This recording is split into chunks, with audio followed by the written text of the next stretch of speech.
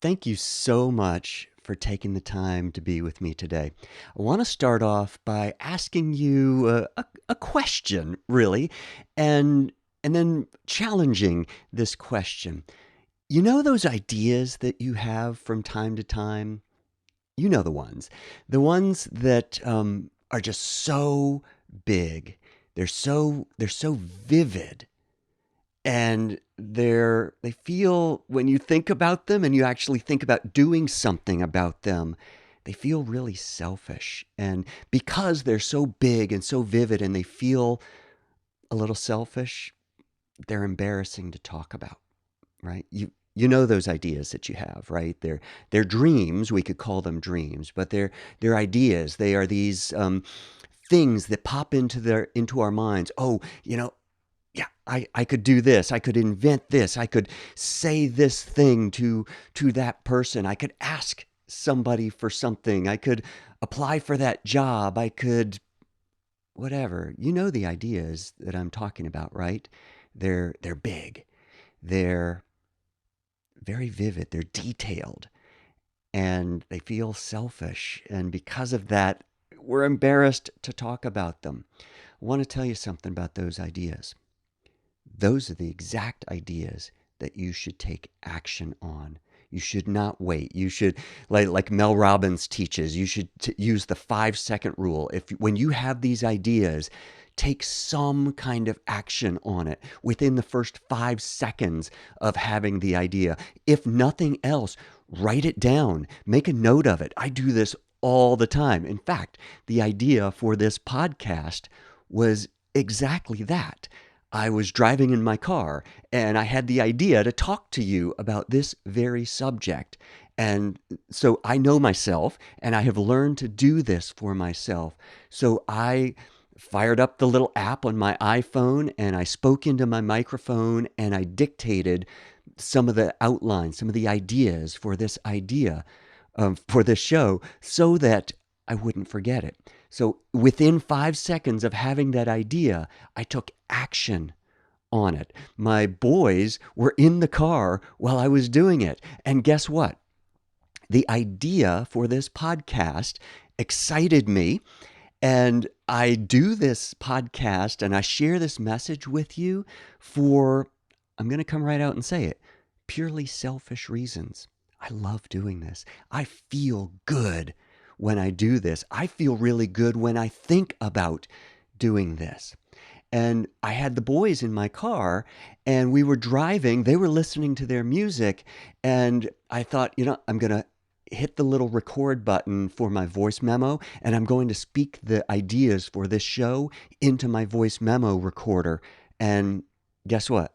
It's going to be a little embarrassing because my boys are going to say, Dad, what are you doing? And, but I did it. And they said, Dad, what are you doing? And I told them what I was doing. And guess what their response was? It wasn't, Dad, you should never do that. You're such a dork. You're such a goof, you know? Don't do that anymore. Nobody's going to listen to that. No. You know what they said? Cool.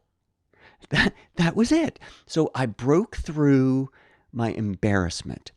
I broke through my fear of how they might react to their dad recording a goofy little message. And the truth of the matter is that I'm getting less and less embarrassed about doing that because I do it quite frequently. I really do. And so they are getting used to their dad doing those things. I don't even turn down their music anymore. I used to. I used to ask them to turn it down so I could concentrate. And I don't anymore because I don't need to. Um, but this is what I want to share with you, these ideas that you have. I've shared this idea with you before. You have ideas, creative ideas, every single day, multiple times a day. Ideas that could completely change your life, could completely change your relationships, could completely change your financial status, could completely change your health, could completely change, and I believe this, could completely change the world. Yeah, because there's this butterfly effect. When you change yourself for the better, when you let go of your limiting beliefs and you act on the ideas that you have to be the fullest expression of who you were created to be, you literally change the world because you change yourself, which changes how you interact with the world, the physical world. It changes how you interact with other people, your relationships, which changes how they see themselves or at least see you, and it changes everything. But these ideas, you see, we have it domesticated into us. And I love this word, domesticated. It's slightly different than taught, and the way I like to think of it is I live in a house with two large dogs and two cats. Now, the cats are a little more difficult because it's kind of hard to train a cat, but you actually can train cats. But the dogs, when they were puppies, I trained them that there are certain ways of behaving. If they're going to live in my house, we're not going to pee on the carpet. Okay. We're going to figure out a way to let me know that they need to go outside, scratch at the door. So it took patience. It took training. When they bark inappropriately, I domesticate them so that they live in my house, my domicile, in a way that's acceptable to me. Okay. Now, the problem with that, and we do this with our children, and some levels of domestication are perfectly fine. They're acceptable. I domesticate my boys. If you're going to live in my house, these are acceptable behaviors and these are unacceptable behaviors. When you go out in public, these are acceptable behaviors and these are unacceptable behaviors. That's training, that's teaching, but it's ultimately domesticating. Unfortunately, one of the things that has been domesticated out of us is this idea that being selfish is good. Let me ask you a question. At the core of anything that you do or anything that you say, what is at the core? Why did you do it? The truth of the matter is you did it because you wanted to. You did it because it felt good. And even if you can probably conjure up in your mind some ideas of things that you have done that you didn't want to do, but you did it anyway. You still made a decision that you chose between the lesser of the evils or the lesser of the painful things, but you still made the decision that would leave you feeling the best you possibly could about having taken a certain action. And guess what? Doing something that makes you feel good is called selfishness. There is nothing wrong with being selfish. In fact, selfishness is a good thing. Now, I'm not talking about greediness where you see something that somebody else has and you say, "Well, I'm going to be selfish and I want that, so I'm going to go take it." No, that's not what I'm talking about. There is nothing immoral. There is nothing unspiritual about being selfish.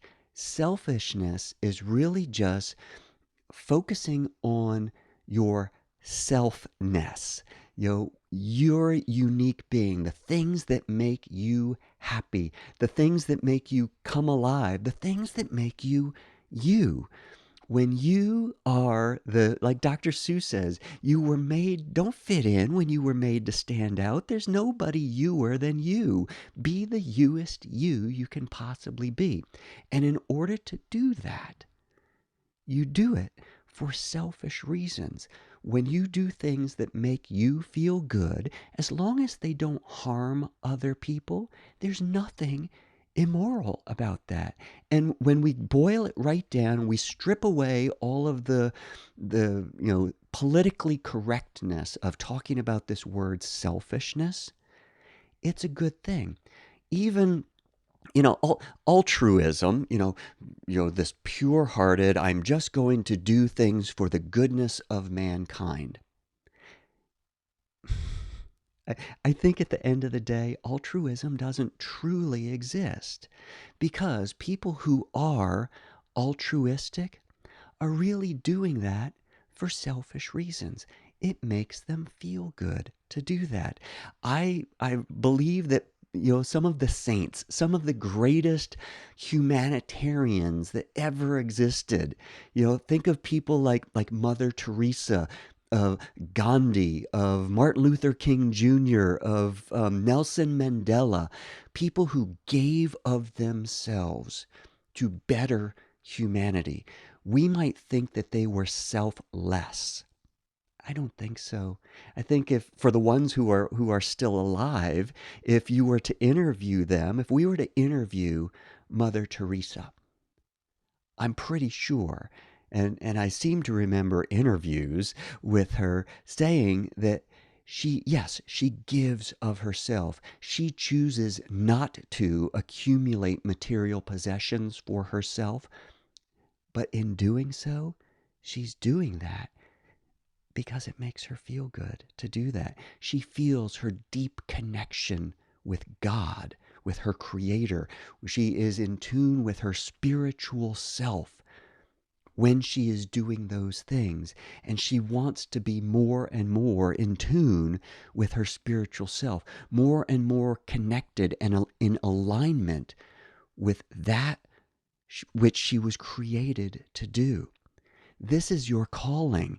The things that make you happy, the things that make you come alive, these ideas that you have them for a reason.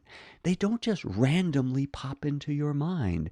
Ideas come to us and they literally call to us. And so if you're wondering what your calling in life is, start listening and start paying attention to the ideas, the dreams that you have, these fleeting glimpses of what you can be, what you can experience in life, what you can give to the world. These things come to us because they are calling to us. So this is your calling, is to listen.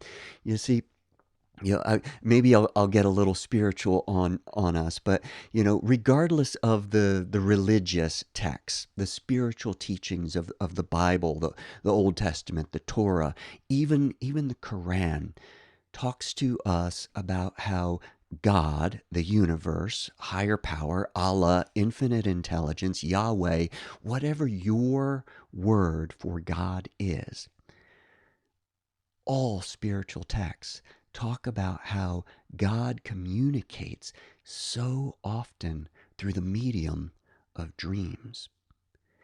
Our dreams are given to us for a reason, and especially the dreams that we dream when we're awake, the daydreams. So you're sitting in your classroom as a student and you're imagining something. You are only imagining it because for you, it is possible for you to make it reality. Okay? So, what I want you to think about, and again, I love the teaching of Mel Robbins, who wrote a brilliant book called Stop Saying You're Fine. She says that what you want, in order for it to be motivating, first of all, we need to stop shrinking our dreams. And I'll get into this in just a second. We shrink our dreams for a bunch of different reasons. But first of all, the dream, the thing that we want to do, must be embarrassing.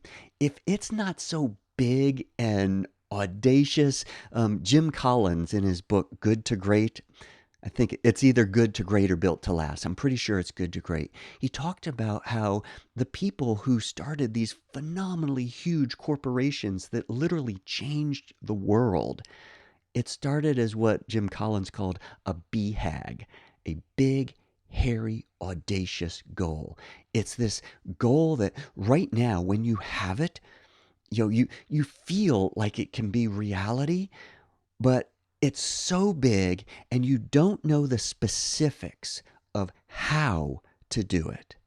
But just the thought of it excites you, but it's so big that the thought of telling somebody about it is embarrassing.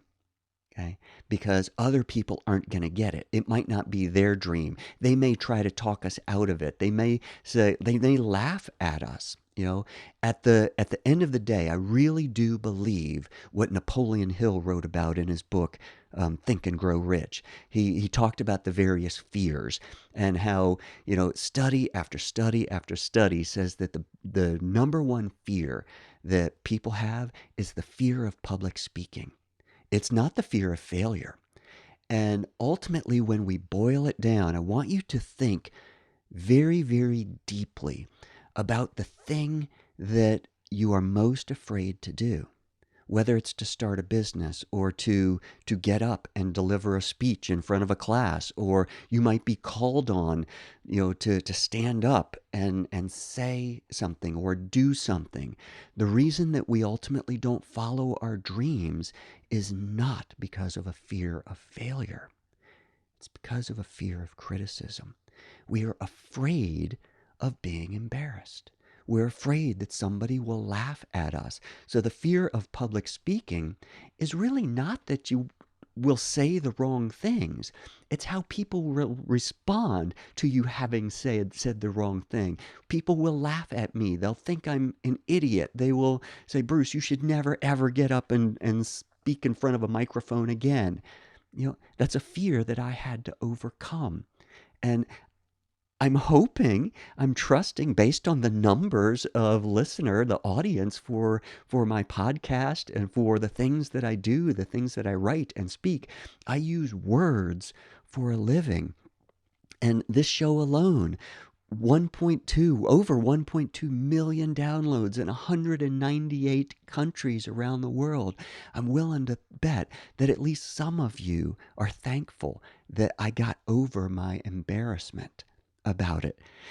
And so your dreams need to be big enough so that if you were to talk about them, and you should, it would be embarrassing. Okay. And one of the reasons that it's embarrassing is the second point of one of the key ingredients for what you want. It should be selfish. You should want it for selfish reasons. It's okay to want to be rich. It's okay to want to be famous. It's okay to want your marriage to be something better than it is. It's okay to want to have a huge impact on the world and to help people. It's okay to want what you want because it makes you feel good, or you will feel good doing those things, or you will personally benefit from those things. Being selfish, when it's not to the detriment of other people, is a great thing. I want to have huge amounts of financial resources. I want to have financial wealth. Okay? Not so that I could stomp on other people, but because in my heart, I am an amazingly generous, giving person. I love to give. I love to help people start their businesses. So if I had millions, if I had billions of dollars, then we might say that I would become a philanthropist and that would be altruistic. But at the end of the day, it would be purely selfish because my doing those things, me giving you a gift, makes me feel good. Okay? It's okay to be selfish. It's okay to want your relationship to be different. It's okay to even within relationships, we have come so often relationships stagnate because we feel for whatever reason, and they may be valid reasons, that for whatever reason it's not safe to tell your partner what you want. Honey, I would really like it if you would do this for me. It may be something around the house. It may be something intimate. I would really like it if you would do this for me. It would give me great pleasure. Somehow or another, we have been domesticated to think it's not okay to say what we want. Think about all of the things that you enjoy in life. The fact that you can hear my voice, I am recording this on a computer. I am uploading it to the internet for you to listen on, and you are using some type of electronic device, all of which were invented by people who had a big idea. Who do you know how many people? I mean, goodness, you can go all the way back to the Bible, that says Noah built an ark. Okay, God told him to build an ark. People laughed at him. They mocked him. They said, "You stupid man, the rains are not coming." Uh, Thomas Alva Edison had an idea for the electric light bulb. People laughed at his idea. People who had money refused to invest financially in his idea because they didn't see the same vision that he did. But selfishly, in his heart, he wanted to invent this. He had a vision. It was embarrassing. He had this idea. I can invent. Think of all the things Edison invented. All right? He did it for purely selfish reasons. And we all benefited from that. So even if your idea, don't say, when you're going to go talk to somebody, and this is why we shrink our dreams, is because we want to avoid the embarrassment. Okay? I want I want my podcast to be the number one podcast, not just in its category of philosophy, not just in its parent category of society and culture. I want my podcast to be the number one podcast on all of iTunes, ahead of all the business shows, ahead of all of the news shows. Because, yes, I want to help as many people as I possibly can. But that's not the real reason. I want to help as many people as I possibly can for purely selfish reasons. It makes me feel good when I help you. When you send me a message, you send me a tweet, you send me an email, you leave me a voice message on my website telling me that what I said helped you turn your life in a completely different direction, to pursue your dreams, to become what you knew deep down inside you were truly capable of becoming. When you write to me and tell me those things, it makes me feel really, really, really good.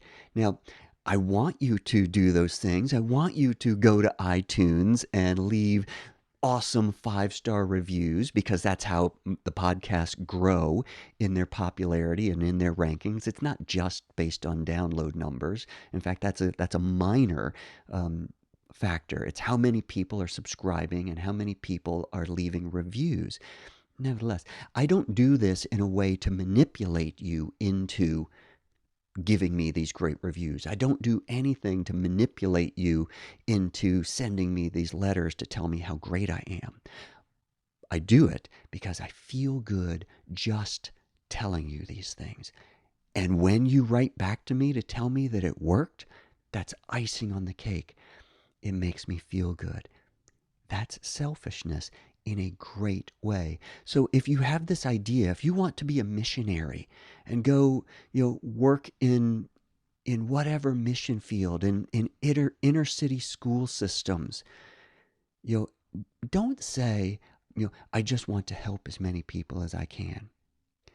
That may be true, but don't be embarrassed by the fact that by helping as many people as you can, you are getting what you want for yourself. You are enjoying using your gifts and your abilities.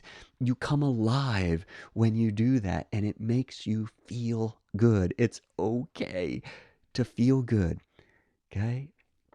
Steve Jobs, Bill Gates, we have all of this technology because they were selfish.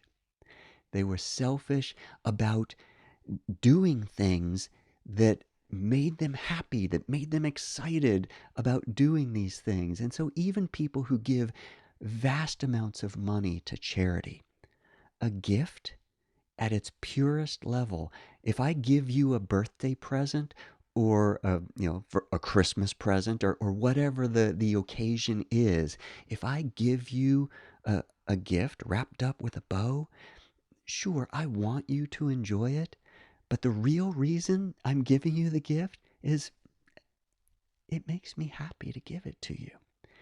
That's selfishness. That's okay.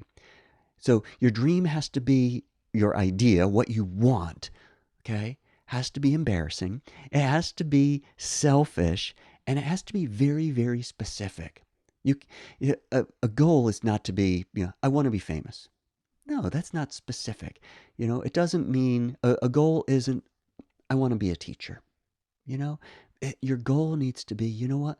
I want to be the absolute best fourth grade teacher in the inner cities of Boston because that's my calling. Because that's what makes me come alive when I think about using my giftedness. And, just the fact of talking about that is just a little embarrassing. Um, that's the goal. So, let me come back to that question. Those ideas that you have, you're driving in the car and you see something and it sparks an idea in your head to invent something or to just do something, to sign up for a class, to enroll in that 5K, to join the gym, to have that difficult conversation with your partner or with your children. Okay? Those ideas that you have them every single day. You have them for a reason. They can change your life. They can change the lives of those you love. It can change the world if you will just act on them. So when this idea that you have is a little bit too embarrassing to talk about, and it's so big and it's so vivid that just the idea of wanting it because of your training, your upbringing, your domestication, you think, oh, I shouldn't want that. That's selfish. And it was really, really detailed. You knew exactly what you wanted. Those are exactly the ideas that you should act on. And you should act on them today. In fact, you should act on them right now. If I've given you some type of idea, find something to write on. If you're using a smartphone that has a voice recorder, immediately just pause this right now and record yourself a little memo so that you can remember it, so that when you get back home or wherever it is, that you can do something. You can write that letter. You can pick up the phone. You can send that text and say, you know what? I'm sorry we had that argument this morning. It was my fault. Please forgive me. Send that message that says, you know what? I want our relationship to be better. Okay? Whatever it is, act on it. Act on it now. Make the decision to change your life. I am acting on some big things going on right now. My dear friend May McCarmo and I, we were comparing our bucket list. First of all, we love doing live events, and she does them all the time in her line of work. She's the founder of the Tiger Lily Foundation. She's the editor and publisher of Bliss magazine. She's been a guest on my show before. She and I have become really good friends, and we were comparing our bucket list of places we'd like to go, and we both had Bali on our list. And we both said it at the same time. Bruce, Mema, we should do an event in Bali. And so guess what we're doing? She and I are currently planning an event for the first weekend in September in Bali, Indonesia. We are so excited about it. And yes, we're a little embarrassed about how excited we are about it, and we believe that it can, the work that we are going to do can completely change your life. And one of the things that you can do to completely change your life is do something you have never ever done before. If you want something that you've never had, you're going to have to do something you've never done. please think about joining us in Bali. Another opportunity that's coming up at the end of September, I'm going to be in Portland, Oregon with my dear friend Svava Brooks, who has also been a guest on my show before. Svava does amazing work. We're working with people who have been the victims of domestic abuse, whether it's sexual abuse, physical abuse, verbal, emotional, whether it was from parents or siblings. This is her work. So she and I are going to do a Transform Your Life event in September in Portland, Oregon. And it's going to be a 2-day event over Friday and Saturday. The registration page is going to go up soon. So please pay attention to that. Do something to change your life. Do something to act on the ideas, these wants that come up within you. Don't push them down because they're selfish. They well up within you because they want you to make them come alive. Your wants, your desires, your dreams are living things that want you to give birth to them, literally. Childbirth, ladies, you get it, right? Childbirth is painful, but it is amazingly rewarding. Act on your dreams. Give birth to your passions. Change your life. Change the life of those you love because it will change my life. I selfishly want you to be the most amazing person you can possibly be. It's what your Creator wants for you. I share this and absolutely everything I do because I love you and life is a marathon. So let's train for it.